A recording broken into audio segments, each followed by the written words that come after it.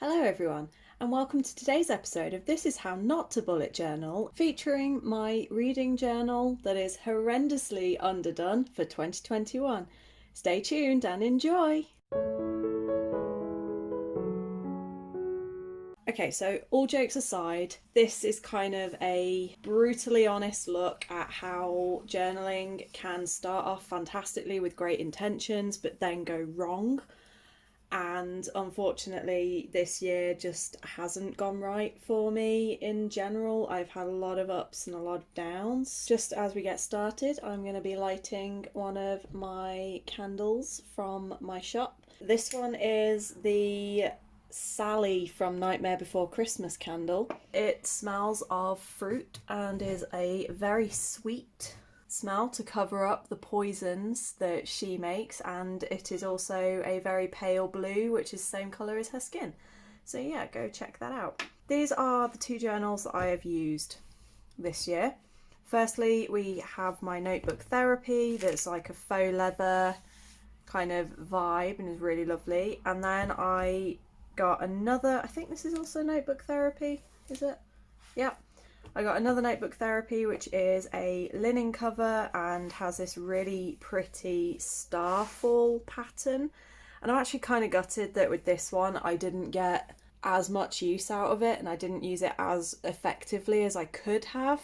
January to March I did really well. Then April, May is a bit sporadic, and then I'm pretty sure that from like June to now it's got like nothing in it. Or barely anything. I will see. Even I'm going to be surprised by some of this. But I have been going through and I have updated a lot of the spreads. So certainly the earlier and the yearly spreads are very well done. So we're going to start off with this one, which is Moonflower Edition bullet journal. And as you can see, it's quite chunky. Now I've filled it quite a lot, to the point you can barely see the old edging on it, which is quite funny. As we know from previously, it's got our book lover sticker with 2021 reading journal. I have my index page, which we don't really need to focus on. Cover page. This was my year in books, and I kind of regret doing so much fiddling around with this, because I think if I'd have just left all the book spines clean, it would look so much nicer. But I tried to add all these little extra doodles and I think it's taken away from the books, and I found that as the year's gone on I'm just not enjoying looking at it as much as maybe I would have done if I'd have made it a little bit more simplistic. But yeah, you can see I've coloured them in based on whether it's an audiobook, an ebook or a physical. We then have the 5-star Hall of Fame, so these are all of the books this year that have been rated 5 stars. And I'll be talking a little bit more about each of these in an upcoming video where I talk about the best books that I've read this year, because not all of these are featured in like my book of the year showdown, so we will get to those. Obviously I've not filled this in yet because it's not the end of the year and I'm reluctant to choose my book of the year until like the last week of December, because I've got a book that I'm saving for the end of December that, if it all goes well, I think could be a potential contender. So, you know, I don't want to jump the gun, so to speak. I then had my 2020 stats and graphics page, so you could see all the things that I read last year. And looking at this helped me set my baseline for my goals. So my Goodread goals, I set myself a target of 30, because I was going back into teaching and I wasn't sure how much time I would have spare. Turned out that I hit that in April. So I'm kind of glad though that I didn't try to raise it, because I then really struggled from sort of May onwards, and especially during autumn. So September, October, November, I only read like 11 books in total. So I'm kind of glad that I didn't try to raise it, but I have challenged myself for 2022, and that's now much higher for next year. I'm aiming for 80. And then these are my goals. I will be doing a separate video soon where I'm going to go through every goal that I had and do like a full-on wrap-up and sort of looking at whether I attain that goal or not. My reading year in statistics, you know, how many audiobooks, ebooks, these all align to my goals, and you can see I've managed to keep that filled in. 21 in 21. Some of these I hadn't even owned, and I was like, hey, it's fine, I'll own them by the end of the year. Side note, she did not own them by the end of the year. For example, The Complete Mouse, I still do not own. I even put it on my birthday and Christmas wish lists. I still do not own it. So, yeah, no, I haven't gotten to that. And then there are other books on here that I ended up selling or I'd heard enough things about that it put me off wanting to read. Next year, I've chosen 22 books, but I have made sure that they are ones that I want to read and already own. I then have my most anticipated releases of 2022. Of these, I have owned a couple. I've only read 2. So I've read Anyway the Wind Blows and I read Namesake. Both, one was 3, one was 4 stars. I DNF'd A Dark and Hollow Star because I was given an advanced reader copy, but I just didn't get on with it. And then I owned Witch's Steep in Gold and ended up not wanting to read it. I owned Law and ended up not wanting to read it because I heard a lot of negative reviews. Our Violent Ends I've asked for Christmas, same for Spindle Splintered, and The Knockout I've still not been able to get a copy of. So if anyone knows where I can get a copy of these 2 books, I would be very grateful because I have not been able to find them. And then we have like my other releases. Some of them, the ones that are highlighted in orange, are ones that I've either owned, bought or have read. The rest I have not managed to get hold of this year just yet. My ebook TBR, so I made a list of all of the ebooks that I had in my library, and then as I've read them, I've coloured them, and as you can see, I have done so well at reading those this year. And same with, actually no, I've done really well with audiobooks, considering I'm not an audiobook reader, it is not my default. I think I've actually done really well in that I've read this many, and I did challenge myself to try and read more. My ARCs log, I ended up filling this pretty quick. I think, like you can see, I had books from February that were already halfway down the page. I think I'd filled this by like April, so I do have a second spread in this book. Books hauled, I ended up giving up on this pretty quick because I was like, I don't really see the point in keeping hold of all of it. I track everything on Goodreads, so I don't also need to know in here.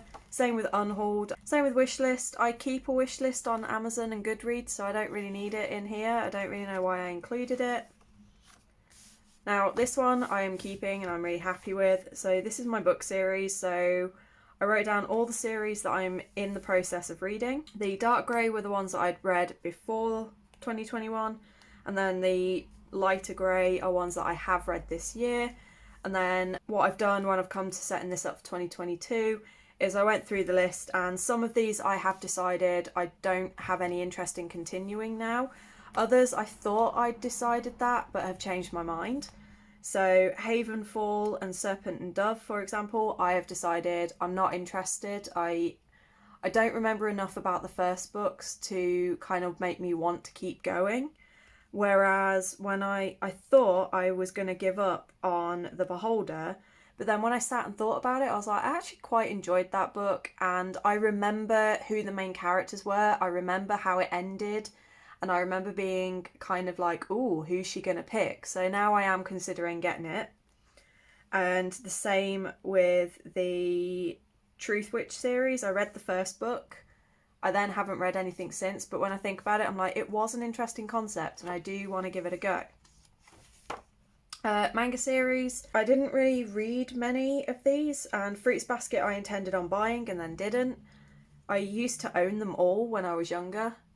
And then I sold them all, and now it's ridiculously difficult to try and get hold of all of them again. So next year I've just included ones that I actually want to buy. Graphic novels, oh, Monstrous, I have now read volume 1. I read that at the start of November, December even. I read it on the very first day of the Reindeer Readathon. So I have started Monstrous, and I have not continued Heartstopper or Saga. So they are both on my Christmas list. And then my book blog reviews, which I didn't really do anything with. Again, I kind of lost track of all my book blogs and I just didn't keep up with that. And then we have my readathon schedules, which again, I keep forgetting to write in. Beat the backlist, I'm doing pretty well on this. I've been going through, I think I'm up to September now. I have almost completed this one and I am about halfway through this one. But I've been going through my list of books that I've read to add them in because I keep forgetting that this is aimed at books that were not published in 2021. So I keep like writing a book in and then going, wait, crap, that was in 2021. So having to go back and alter it. I don't think I'm going to complete the 52, but I might be able to complete the 24. This is the start of the monthlies where things started really, really well and they were going fantastically. So we got January where I went for a galaxy theme. And I remember recording this, so I actually did do a plan with me video for this. And I really love how this one came out. The colours were popping. I filled everything in. My TBR just looked so super shiny and super pretty, and I was really, really happy with it. Pages tracker, okay, I didn't quite keep hold of that. And then, you know, I filled everything in and I was being really good. I used my quote page.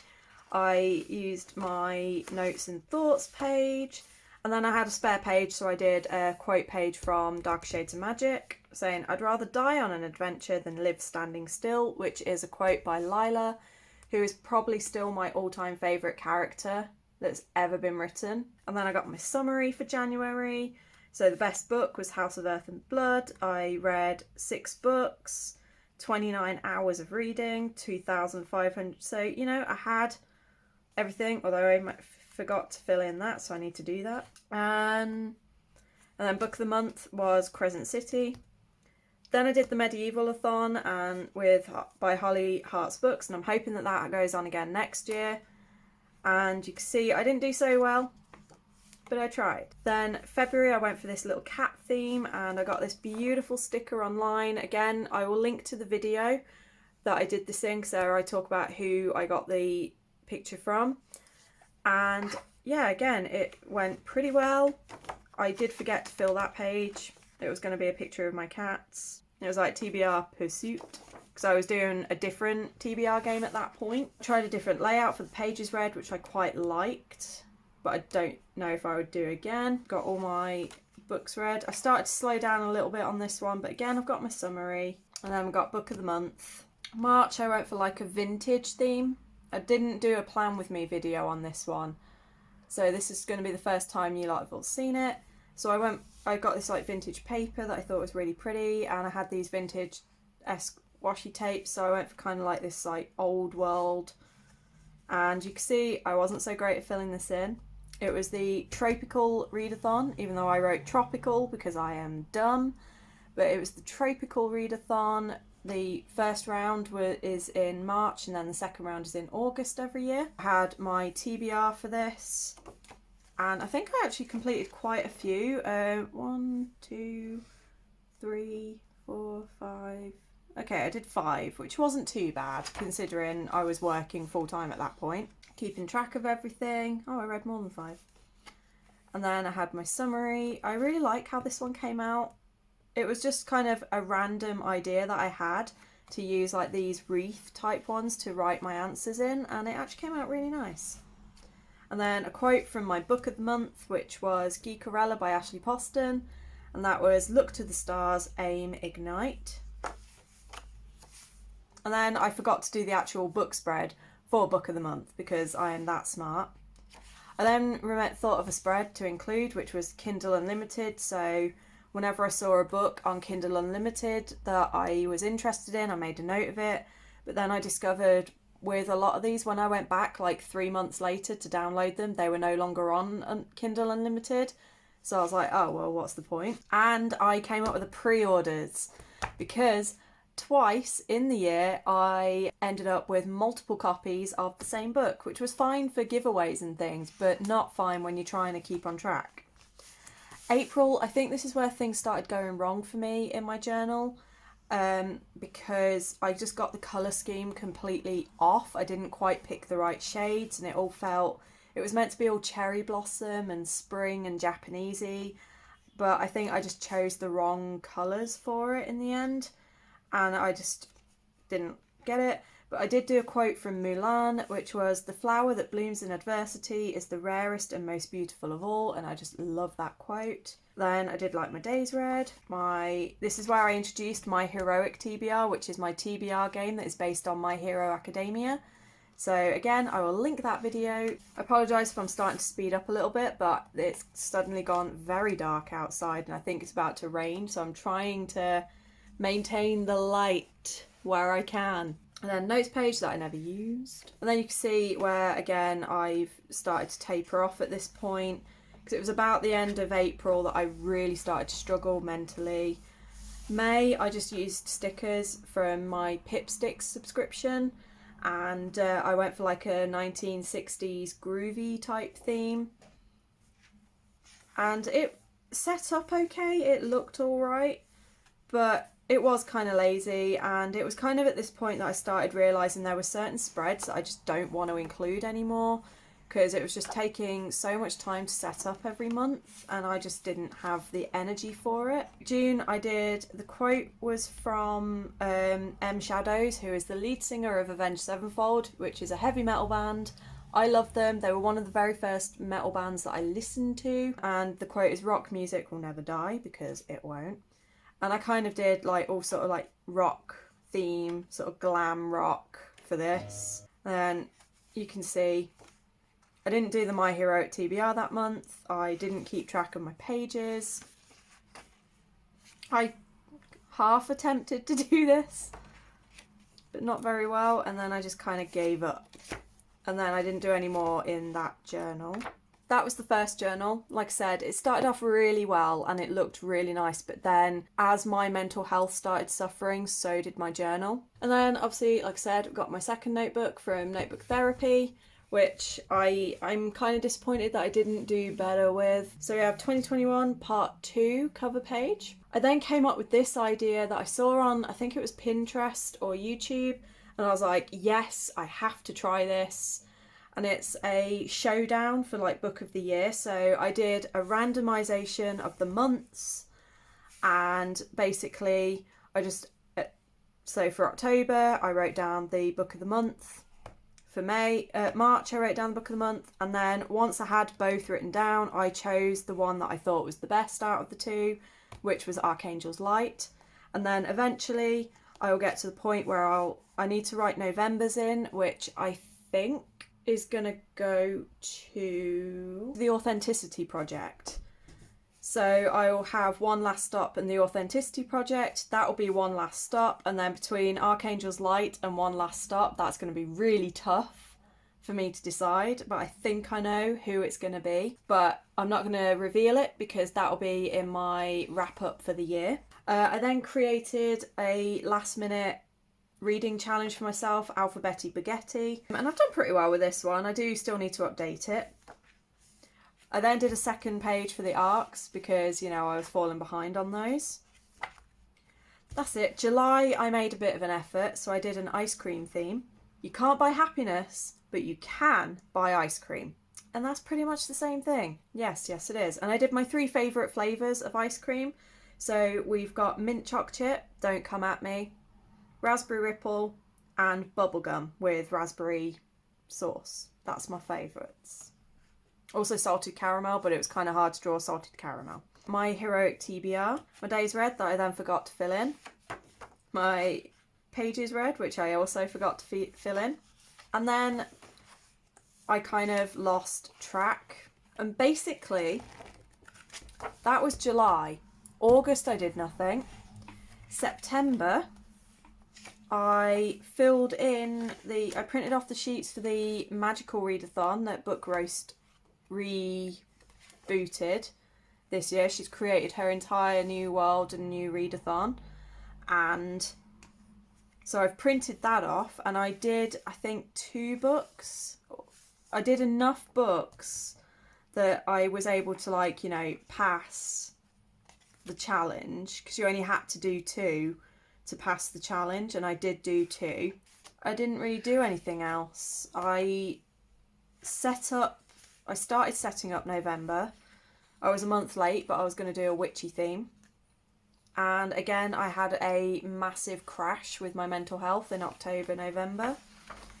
And I've not really done anything else. Part of me is really upset and annoyed at myself for not being able to push through and do it and stay on task.